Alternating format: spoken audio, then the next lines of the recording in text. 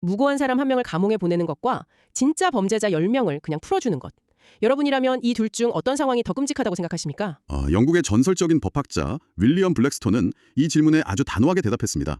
한 명의 무고한 사람이 고통받는 것보다 10명의 범죄자가 도망치는 것이 낫다고요. 맞아요. 여기서 정말 매혹적인 점은 그 문장이 단순히 고결한 철학적 선언이 아니라는 겁니다. 네, 오늘날 우리가 아는 그 법이라는 거대한 시스템이 작동하는 아주 핵심적인 설계도 그 자체죠. 오늘 이 깊이 있는 탐구를 끝까지 함께 하신다면 여러분이 일상이나 뉴스에서 접하는 도저히 이해할 수 없는 판결들에 대한 시각이 완전히 바뀌실 겁니다. 완벽한 진실 대 의도된 오답.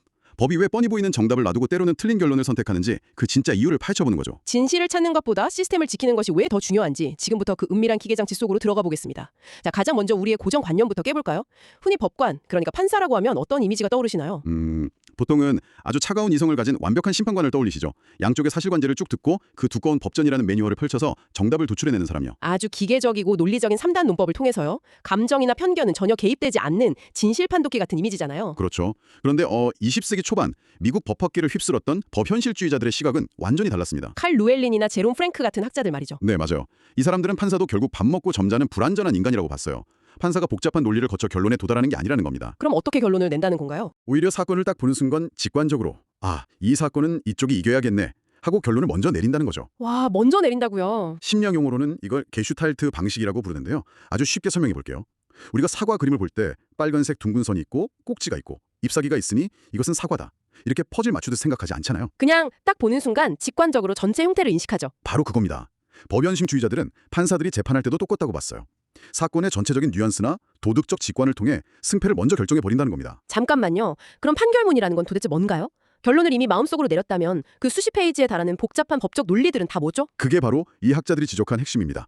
판사들은 직관적으로 내린 결론을 나중에 그럴듯하게 포장하기 위해서 법적 이유를 짜맞춘다는 겁니다. 아, 도출 과정이 아니라 사후 정당화 문서라는 거네요. 맞습니다. 이미 정해진 결론을 합리화하는 거죠. 그거 정말 도발적인 주장이네요. 하지만 한편으로는 판사도 사람인데 그럴 수 있겠다 싶기도 합니다.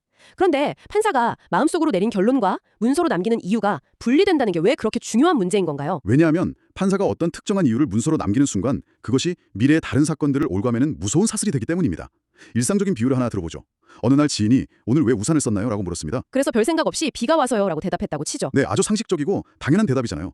일상 대화에서는 아무 문제가 없죠. 하지만 법의 세계에서 이 대답은 치명적인 함정이 됩니다. 어떤 함정이죠? 비가 올 때는 우산을 쓴다 라는 명확한 이유를 선언한 순간 내일도 모레도 심지어 태풍이 불어서 우산이 다 뒤집어지는 날에도 비가 오면 무조건 우산을 써야 하는 논리적 굴레에 빠지게 되니까요. 아, 과거에 제시한 그 이유 때문에 미래에 대해 손발이 묶여버리는 거군요. 정확합니다.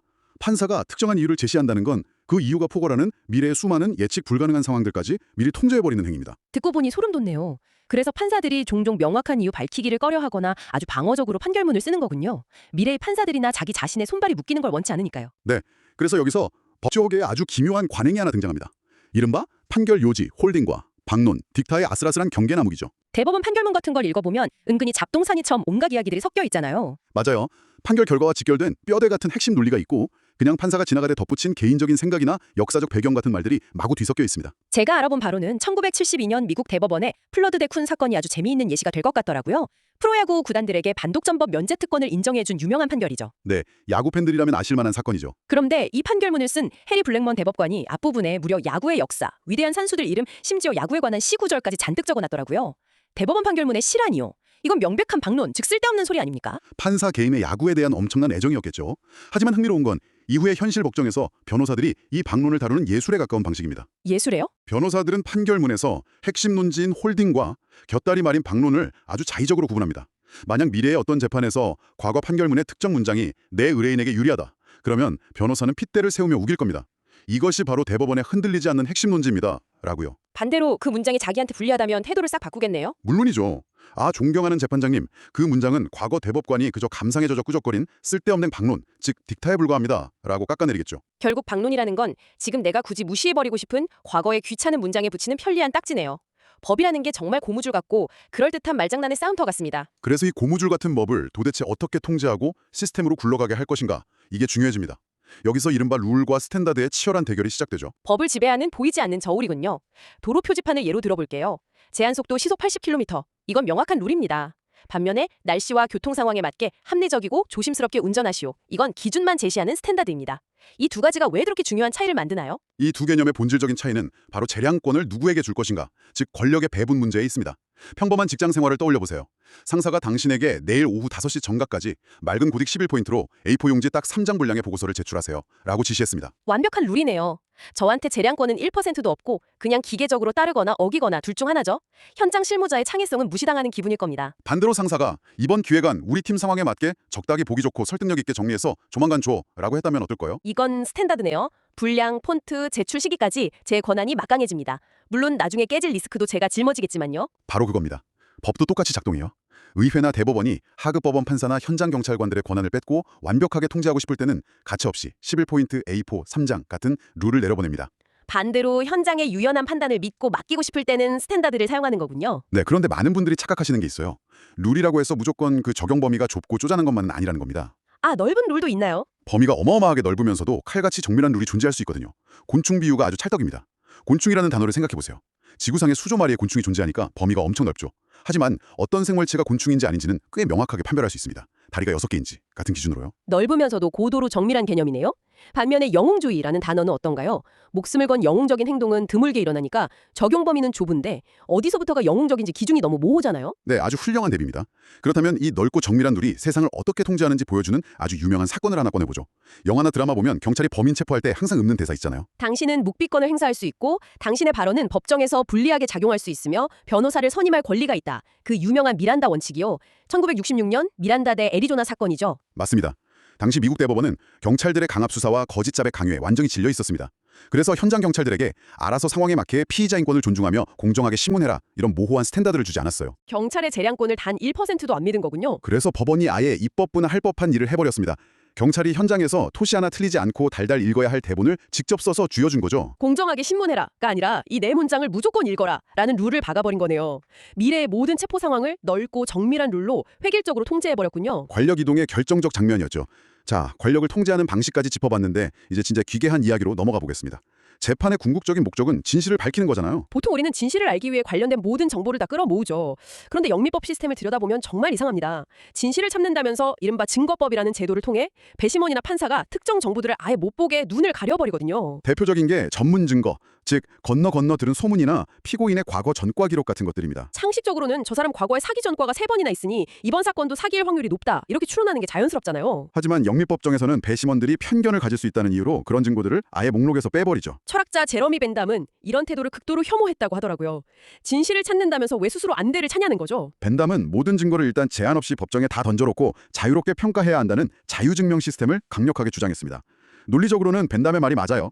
현재 시스템은 검사와 변호사가 링 위에서 피 튀기게 싸우다 보면 순수한 진실이 걸러져 나올 거라는 낭만적인 믿음을 깔고 있으니까요. 하지만 현실 법정은 과학 실험실이 아니잖아요. 돈 많고 유능한 변호사가 교묘하게 증거 배제 규칙을 활용해서 불리한 팩트를 다 숨겨버리면 법정이 찾아낸 진실이라는 게 일상의 팩트와는 완전히 동떨어진 가짜 세계가 되어버리죠. 그게 바로 법의 한계이자 본질입니다. 인간의 인지적 한계나 편견, 그리고 룰이라는 틀에 갇힌 탓에 법의 진실은 과학의 진실과 다를 수밖에 없습니다. 그런데 여기서 정말 경악스러운 부분이 있습니다. 하급심에서는 증거 따져가며 팩트체크를 그렇게 깐깐하게 하더니 정작 대법원쯤 올라가면 대법관들이 자기들 마음대로 전혀 새로운 팩트를 창조해내더라고요. 브라운대 교육위원회 사건 말씀하시는 거죠? 네, 1954년에 그 유명한 사건이요. 흑인과 백인 아이들을 분리해서 교육하는 건 위헌이라는 아주 위대한 판결인데 그 근거가 황당합니다. 인종 분리 교육이 흑인 아이들에게 심리적 열등감을 조장한다는 걸 증명하려고 하급심 재판에서는 단 한 번도 다뤄지지 않았던 심리학 논문들을 대법관들이 갑자기 끌어왔잖아요. 이게 어떻게 법리가 되나요? 1964년에 뉴욕타임스 대 설리번 사건도 비슷합니다. 언론의 자유를 신장시킨 판결이었는데 결정적 근거가 공직자의 명예훼손 소송이 언론을 위축시킬 것이라는 대법관들의 주관적이고 경험적인 추측이었습니다. 법학에서는 이걸 사회적 명제라고 부르죠. 2000년 미국 대선 결과를 뒤바꾼 부시 대 고어 사건에서도 플로리다주 무효표 비율 산정할 때 언론사 뉴스 기사를 참고했죠. 무슨 신문 스크랩 대회도 아니고 말이에요. 대법관들이 순수한 법 논리로만 판결한다는 건 정말 순진한 환상이네요. 그래서 미국의 위대한 법학자 올리버 웬드롬스가 남긴 명언이 여전히 유효한 겁니다. 법의 생명은 논리가 아니라 경험이었다. 이 말이 참 아름답게 들리지만 실은 법이라는 기계가 얼마나 불완전한 인간의 인식과 편견에 기대어 덜컹거리며 굴러가는 데를 보여주는 아주 섬뜩한 문장입니다. 결국 법은 완벽한 진실을 찾는 무결점 수학 공식이 아니라는 거군요. 자, 그렇다면 이제 오늘 이야기의 하이라이트이자 처음에 던졌던 블랙스톤의 질문으로 돌아가 보죠. 법이 완벽한 진실을 포기하는 대신 의도적으로 오류를 선택한다고 하셨는데 이게 증명 책임과 관련이 있죠. 네, 형사재판에서 검사가 한 사람을 범죄자로 규정해서 감옥에 보내려면 합리적 의심을 넘어선 증명을 해내야 합니다. 수치화하자면 대략 95% 이상의 확신을 심어줘야 한다는 뜻입니다. 95%요? 그럼 만약 어떤 사람이 흉악한 살인을 저질렀을 확률이 90%나 되는데 나머지 10%의 미심쩍은 정황이 남아있다면요. 원칙적으로 무죄로 풀려나야죠. 90% 확률로 진짜 범죄자인 사람 10명이 그냥 우리 이웃으로 돌아와서 거리를 활보한다고요?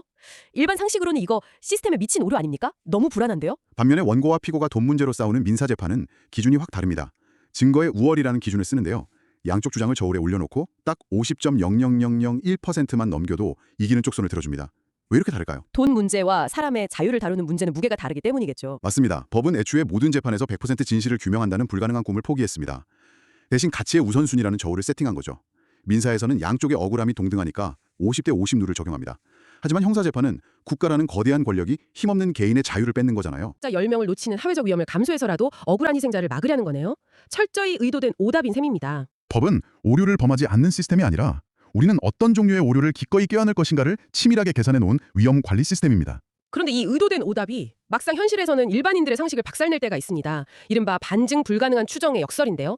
미국 플로리다주의 코카인 법률 보고 정말 기가 막혔습니다. 코카인을 28g 이상 소지하다 걸리면 팔려고 했는지 혼자 쓰려고 했는지 묻지도 않고 무조건 마약 밀매상으로 간주해서 중형을 때려버린다면서요. 피해자가 법정에서 눈물 흘리며 단 1g도 유통할 생각 없었고 우울증 때문에 혼자 쓰려고 샀습니다. 호소해도 아무 소용없습니다. 반론 기회 자체를 원점 봉쇄해버리는 겁니다. 아무리 마약 사범이라도 개별 사연이 있을 텐데 변명할 입조차 틀어막고 넌 그냥 밀매상이야 라고 도장 찍어버리는 건 너무 폭력적이지 않나요? 개인 입장에서는 지독하게 불공평하죠. 하지만 앞서 길게 이야기했던 룰의 관점, 즉 행정적 효율성과 권력 통제라는 측면에서 보면 이야기가 달라집니다. 과속 단속 카메라 상황을 상상해보세요.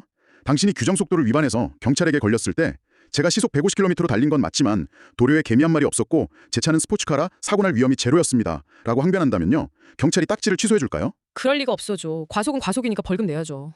뼈를 때리시네요. 룰이라는 건 원래 그 근저에 있는 목적, 교통사고 예방이나 마약 유통 근절 같은 배경적 정당성을 일일이 따지지 않습니다.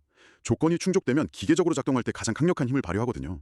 만약 법원이 코카인 소지자들의 구구절절한 사연을 다 들어주고 팩트체크를 한다면 사법 시스템은 마비될 겁니다. 듣고 보니 그렇네요. 게다가 법에는 존중이라는 중요한 개념이 있습니다. 상급 법원이 하급 법원의 결정을 웬만하면 뒤집지 않는 관행이죠. 하급심 판사가 약간의 오류를 범했더라도 그걸 매번 다 뒤집어버리면 판결의 예측 가능성이 사라지니까요. 법원은 하급심 판단을 웬만하면 존중해주고 형사재판에서는 국가의 무거운 증명 책임을 지우고 반대로 어떤 범죄자에게는 억울한 사연을 아예 듣지도 않고 이 모든 흩어진 퍼즐이 결국 하나의 메시지를 향해 가네요. 법은 내 사건 하나하나에서 100점짜리 완벽한 진실을 찾아주려는 기계가 아니라는 거. 바로 그겁니다. 법은 100점을 주려다가 사법 시스템 전체를 붕괴시키는 우를 범하지 않아요. 차라리 눈물을 머금고 가끔은 60점짜리 억울한 결론을 내리더라도 전체 시스템의 안정성, 예측 가능성, 권력 남용 방지라는 핵심 가치를 지키는 쪽을 택합니다. 때로는 완벽한 진실보다 그걸 다루는 시스템이 훨씬 더 중요하니까요. 여러분이 살면서 억울함을 느낀 적이 있다면 그건 법이 바보라서가 아닙니다. 애초에 법은 완벽한 진실보다 사회 전체가 생존하기 위해 의도적으로 틈새와 오답을 만들어둔 치밀한 발명품이기 때문입니다. 이야기를 쭉 나누다 보니 문득 소름 돋는 상상이 하나 드는데요. 여러분도 한번 생각해 보십시오. 머지않은 미래에 100% 확률로 과거 팩트를 스캔해내는 초인공지능 AI 판사가 등장했다고 쳐봅시다. 이 AI 판사는 합리적 의심 따위는 쿨하게 무시하고 100명의 범죄자만을 족집게처럼 감옥에 넣겠죠. 완벽한 진실의 시대가 오는 겁니다.